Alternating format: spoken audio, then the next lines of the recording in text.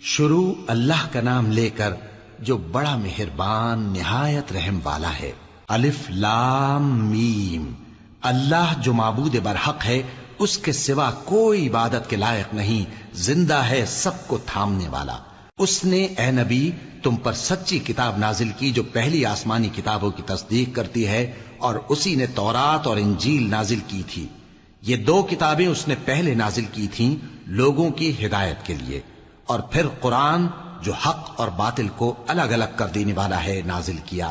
جو لوگ اللہ کی آیتوں کا انکار کرتے ہیں ان کو سخت عذاب ہوگا، اور اللہ زبردست ہے، بدلہ لینے والا ہے۔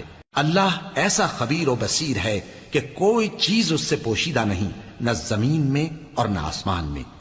وہی تو ہے جو ماں کے پیٹ میں جیسی چاہتا ہے تمہاری صورتیں بناتا ہے، اس غالب حکمت والے کے سوا کوئی عبادت کے لائق نہیں۔ اے پیغمبر، وہی تو ہے جس نے تم پر یہ کتاب نازل کی جس کی بعض آیتیں محکم ہیں اور وہی اصل کتاب ہیں، اور بعض دوسری متشابہ ہیں۔ تو جن لوگوں کے دلوں میں کجی ہے وہ متشابہات کا اتباع کرتے ہیں تاکہ فتنہ برپا کریں اور مراد اصلی کا پتہ لگائیں، حالانکہ مراد اصلی اللہ کے سوا کوئی نہیں جانتا۔ اور جو لوگ علم میں گہری نظر رکھتے ہیں وہ یہ کہتے ہیں کہ ہم ان پر ایمان لائے۔ یہ سب آیات ہمارے پروردگار کی طرف سے ہیں، اور نصیحت تو عقل مند ہی قبول کرتے ہیں۔ اے پروردگار، جب تو نے ہمیں ہدایت بخشی ہے تو اس کے بعد ہمارے دلوں میں کجی نہ پیدا کر دیجو، اور ہمیں اپنے ہاتھ سے رحمت عطا فرما، تو بڑا عطا فرمانے والا ہے۔ اے پروردگار، تو اس روز جس کے آنے میں کچھ بھی شک نہیں سب لوگوں کو اپنے حضور میں جمع کر لے گا۔ بے شک اللہ خلاف وعدہ نہیں کرتا۔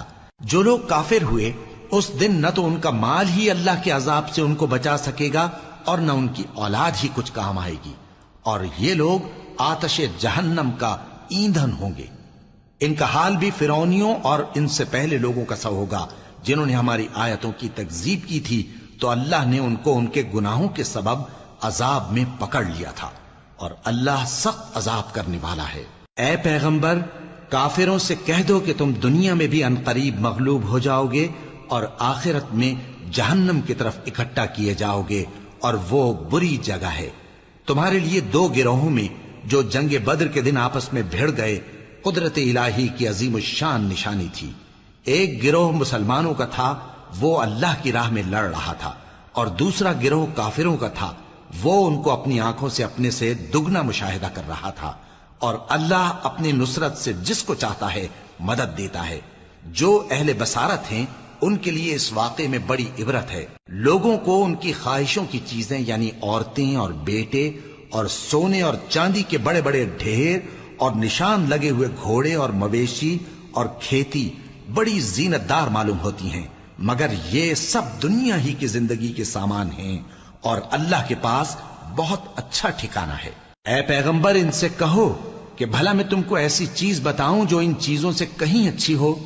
سنو، جو لوگ پرہیزگار ہیں ان کے لیے اللہ کے ہاں باغات بہشت ہیں جن کے نیچے نہریں بہ رہی ہیں، ان میں وہ ہمیشہ رہیں گے، اور پاکیزہ بیویاں ہیں، اور سب سے بڑھ کر اللہ کی خوشنودی، اور اللہ اپنے سب بندوں کو دیکھ